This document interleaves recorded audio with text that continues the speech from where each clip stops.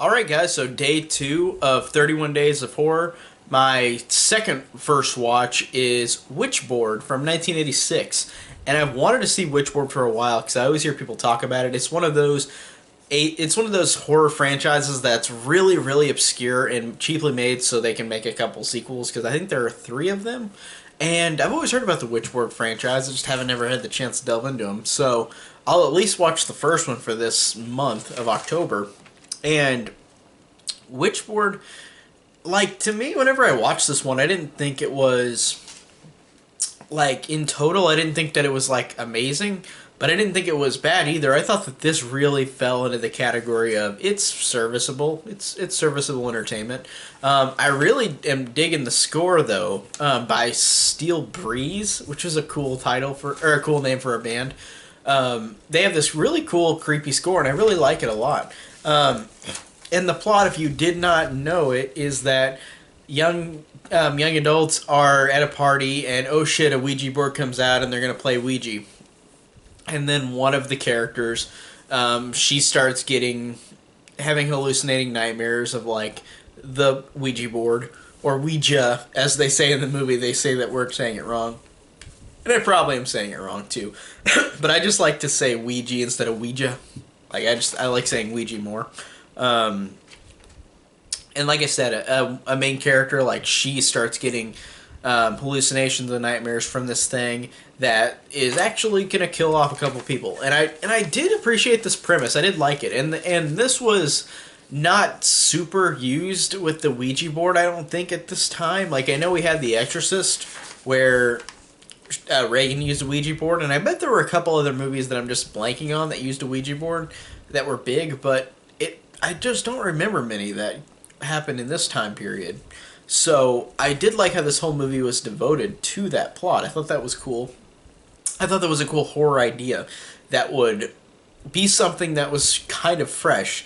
Even though the movie isn't really fresh per se, I think that the idea I enjoyed. I thought that was really cool.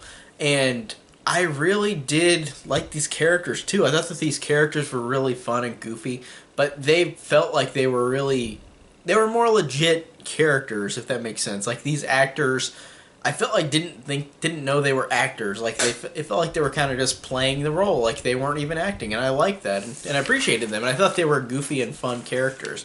They were pretty fun and charismatic, and I really enjoyed that. And this movie, while not being the exact same thing, this feels kind of like a pseudo Final Destination, albeit not where they die every time, but like the Ouija board, like, it can control anything, like, I guess, in the world, because there'll be moments where the Ouija board isn't even around people, and like it'll just like go and knock something off, and it looks like how in Final Destination Death will like knock something over, and it reminded me of that. I thought that was pretty funny that was very similar. And like I said, they don't get killed every time, but the Ouija board has the power to move items that kind of rig something in a Rube Goldberg kind of way, where they might get attacked or might get killed, and I appreciated that. Like, I thought that was a cool idea that is better used in Final Destination, but as is, this premise for this one I think is fine. I don't mind it, but I just think that they did it way better in Final Destination. Um, now, now besides that, like, I did enjoy this movie. It's just pretty basic besides the fact that it's a whole horror story devoted to a Ouija board. Like, besides that, it's just kind of basic. Like, I like the characters, I like the score, I liked some of the suspense and thrills, but I just felt like there wasn't a lot that made this super special, but I thought that overall it was still enjoyable, but it wasn't enjoyable enough to where I loved it, but it wasn't unenjoyable. I thought this was, like, solid fun, like, but it wasn't anything, like, special, so really it's not one that I'd really run out and watch again, but I'm glad I watched it. And I'm interested to see what 2 and 3 will do. I'm interested to see if they'll be good sequels or not, or enjoyable sequels at the most. So, yeah, that's my review on Witchboard. Tell me down below if you've seen this movie, and thank you guys so much for watching.